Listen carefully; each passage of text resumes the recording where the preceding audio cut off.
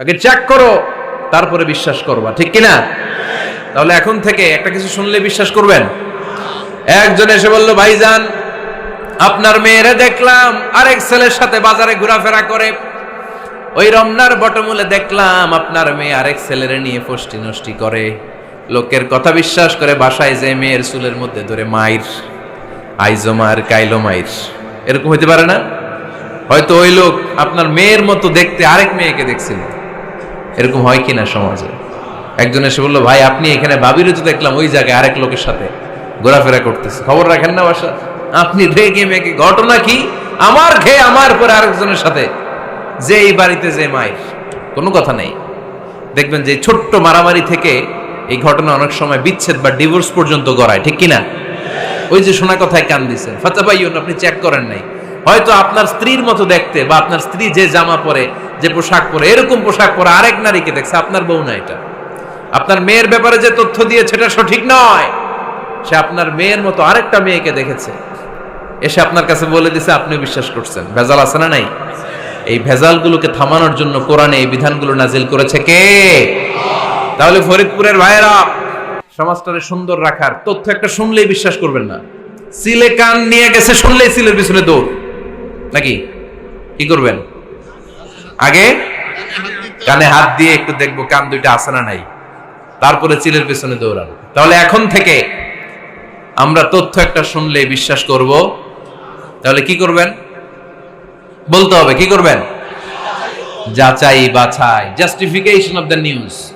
কোন news justification ছাড়া আমরা প্রচার করব, বিশ্বাস করব, শেয়ার করব না।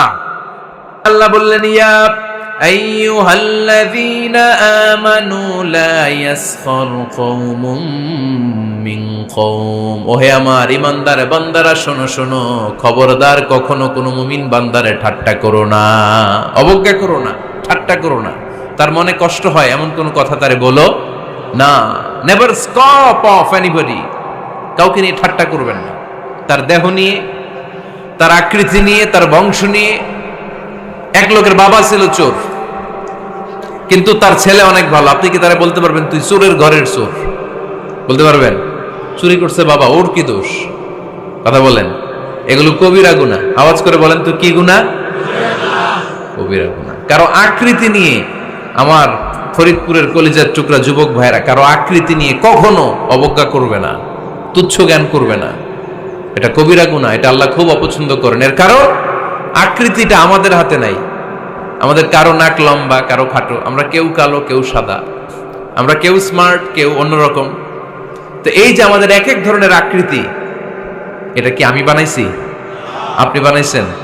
দিছে কে? এই জন্য কারো দেহের গঠন নিয়ে যদি আপনি অবজ্ঞা করেন, এটা প্রক্ষান্তরে আপনি স্রষ্টাকে নিয়ে অবজ্ঞা করলেন।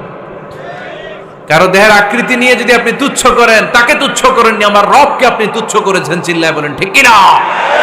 খবরদার, তুই কালু, তুই লম্বু, তুই মোটু, তুই কানা, তুই রোহিঙ্গা, আছে না নাই? ইদানিং ইদানিং এটা খুব চলে। এই রোহিঙ্গা নামটা আছে না? ফরিদপুরে এগুলো ঢুকে নাই না? আমাদের ওইদিকে দেখি কি অবস্থা, কারোর সাথে কেউ লাগলে তুই রোহিঙ্গা।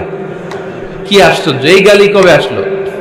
হ্যাঁ, অনেক ধরনের গালি। ঢাকায় আর একটা চলে ফইন্নির ভূত, কি বলে? এই এগুলো আগে শুনি নাই আমরা, রিসেন্ট এগুলো বলা শুরু করছে। ফইন্নির ভূত, রোহিঙ্গা না, এগুলো বলে আপনি কাউকে অবজ্ঞা করতে পারবেন? পারবেন না। খবরদার, এটা কবিরা গুনাহ, এটা ছোট গুনাহ মনে করবেন না। কারণ আকৃতি নিয়ে তুচ্ছ করা যায় না, কারণ আকৃতি দান করেছে কে? হুয়াল্লাযী ইউসাউইরুকুম ফিল আরহামি কাইফা ইয়াশা, লা ইলাহা ইল্লা হুয়াল আজিজুল হাকীম। তিনি এমন সত্তা যিনি তোমাদের চেহারার অবয়ব দিয়েছেন, তোমাদের আকৃতি দান করেছেন তখন যখন তোমরা মায়ের পেটের ভেতরে ছোট্ট জোকের মতো ছিলা। মায়ের পেটের ভেতরে আমরা যখন সবাই এত ছোট্ট, তখনই আমাদের চেহারার আকৃতি দিয়েছে কে? কে সুন্দর হব, কে ছেলে হব, কে মেয়ে হব, কে মোটা হব, কে চিকন হব আমার ইচ্ছা হয়েছি? আওয়াজ করে বলতে হবে, কার ইচ্ছায়? প্রত্যেককে যদি আল্লাহ প্রত্যেকের নিজের চেহারা ডিজাইন করতে দিতেন, আল্লাহ যদি বলতেন তোমার চেহারাটা কেমন হবে তুমিই ডিজাইন করো, তাহলে আপনি আপনারা কেমন বানাতেন?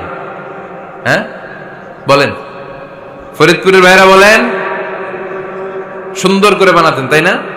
সবচাইতে স্মার্ট, সবচেয়ে সুন্দর করে আমি আমার চেহারাটা বানাতাম যদি আমাকে ডিজাইন করার সুযোগ দেওয়া হতো। কিন্তু এই সুযোগ তো আল্লাহ দেন নাই। ডিজাইন স্বয়ং করে দিয়েছেন কে? কোন নারীকে যদি আল্লাহ বলতে এই নারীরা তোমাদের চেহারা কার কেমন লাগবে তোমরা বানাও, প্রত্যেক নারী কি করতো? বিশ্ব সুন্দরী করে নিজেকে বানাতো। খুদ ধরার মতো কোনো জায়গা সে নিজের জন্য রাখতো না, ঠিক কিনা? কিন্তু এটা আল্লাহ দেন নাই। এই আকৃতিটা আমাদেরকে সরাসরি দান করেছেন কে?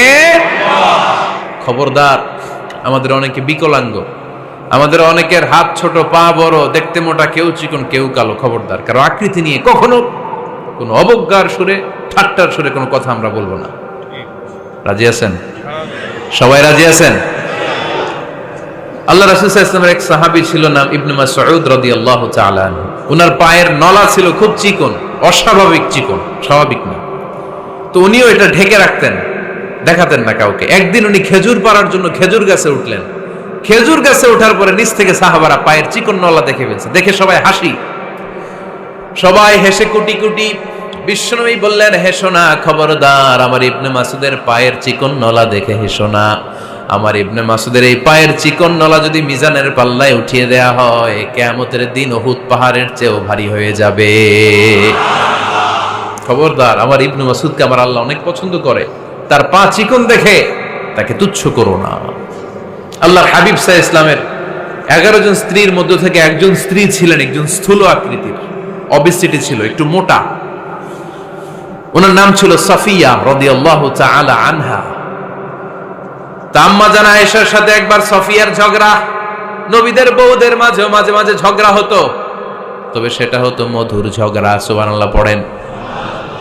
আম্মা জান আয়েশা রাদিয়াল্লাহু তাআলা আনহার বাসায় একদিন বিশ্বনবী বসা ছিলেন। আরেকজন স্ত্রী, বিশ্বনবীর আরেকজন স্ত্রী রান্না করে কিছু খাবার আম্মা জান আয়েশার ঘরে পাঠিয়েছেন।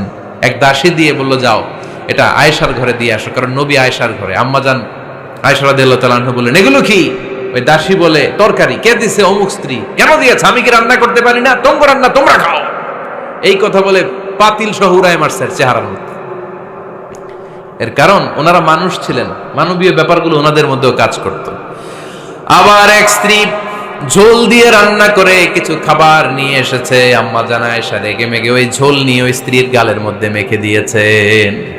বিশ্বনবীর আরেক বউয়ের গালের মধ্যে ওই ঝোল লাগাই দিচ্ছে। এবার ওই স্ত্রী বিশ্বনবীর কাছে যেয়ে বলে, ইয়া রাসূলুল্লাহ, দেখেন আয়েশারে আপনি বেশি আদর করেন তো, দেখেন কি করে আমাদের সাথে।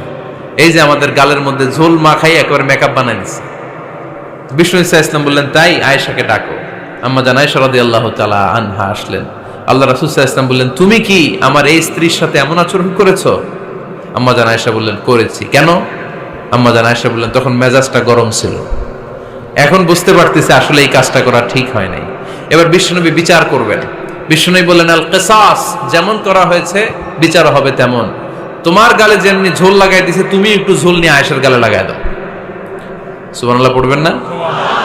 ওই স্ত্রীও কিছু ঝোল নিয়ে আম্মা জান আয়েশার গালে লাগাই দিল। এখন দুইজনে হাসতেছে, বিশ্বনবীও হাসলেন, আরশের উপর থেকে খুশি হয়ে গেলেন কে? তো স্ত্রীদের মধ্যে মাঝে মাঝে এটা ঘটতো। সাফিয়া রাদিয়াল্লাহু তাআলা আনহা ছিলেন একটু মোটা। আম্মা জান আয়েশা বললেন, ইয়া রাসূলুল্লাহ, দেখেন আপনার মুটি বউ, আপনার মুটকি বউ, এই মুটি বউ বলে একদিন একটা গালির মতো দিয়ে ফেলছে। আল্লাহ রাসূল সাল্লাল্লাহু আলাইহি ওয়াসাল্লাম রেগে গেলেন, বললেন, আয়েশা এটা কেমন কথা তুমি বললা মুটি? আমার সাফিয়ারে তুমি মুটি বলে গালে দিলা রে আয়েশা।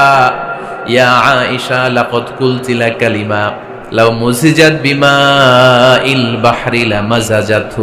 এমন একটা মন্তব্য তুমি সাফিয়ার ব্যাপারে করে ফেলেছো রে আয়েশা, এই কথাটা যদি সাগরের নীল পানির মধ্যে ছেড়ে দেয়া হয়, এই কথার পঙ্কিলতার কারণে, এই কথার কর্দমাক্ততার কারণে, এই কথার পঙ্কিলতার কারণে সাগরের সব পানিগুলো মুহূর্তের মধ্যে কালো হয়ে যাবে। এই কথাটা সাগরে ফেলে দিলে সাগরের নীল পানি পুরোটা কালো হয়ে যাবে। আয়েশা, খবরদার, কাউকে তুচ্ছ করে অবজ্ঞা করে কখনো কিছু বলা যাবে না। এই জিহ্বাটা এটা ভয়ঙ্কর একটা অঙ্গ। বেশিরভাগ পাপ এই জিহ্বা দিয়ে হয়। কি দিয়ে হয়? এজন্য সাহাবারা জিহ্বা ধরে মাঝে মাঝে জিহ্বার মধ্যে বেত মারতেন। আর বলতেন জিহ্বা তোর জন্য আমি আটকে যাব কিয়ামতের দিন। আমলিক আলাইকা লিসানাক, নিজের জিহ্বার মালিক নিজে হন। আপনার জিহ্বার মালিক যেন শয়তান না হয়ে যায়। জিহ্বা আপনার, শয়তানের ভাষায় আপনি কথা বলেন কেন? খবরদার, প্রতিটা কমেন্ট, প্রতিটা কথা, প্রতিটা মন্তব্য, এগুলোর ব্যাপারে কিয়ামতের দিন পাই টু পাই করে আপনার কাছে আল্লাহর সুপ্রিম কোর্টের কাঠগড়ায় দাঁড় করিয়ে আপনারা জিজ্ঞেস করবে কে? এজন্য বিশ্বনবী বলছেন মাইয়াদমানলি মা বাইনা লিহিয়াইহি ওয়া মা বাইনা রিজলাইহি আদমান লাহুল জান্নাহ। আমার কোন উম্মত যদি দুইটা অঙ্গের গ্যারান্টি আমারে দেয়, আমি আমার উম্মতকে জান্নাতের গ্যারান্টি দেব। দুইটা অঙ্গের, একটা হলো জিহ্বা আর একটা লজ্জাস্থান।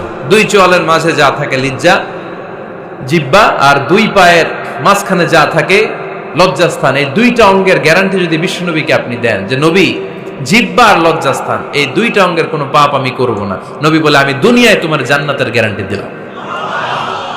এজন্য জিহ্বাটারে সামলান, যা মনে চায় বললেন না। খবর আছে না নাই? খবর আছে। মা ইয়ালফিযু মিন কাউলিন ইল্লা লাদাইহি রাকীবুন আতীদ। যা মুখ দিয়ে বের হয় লিখে রাখার জন্য দুইজন ফেরেশতা রেডি করে রেখেছে কে? চিল্লায় বলেন।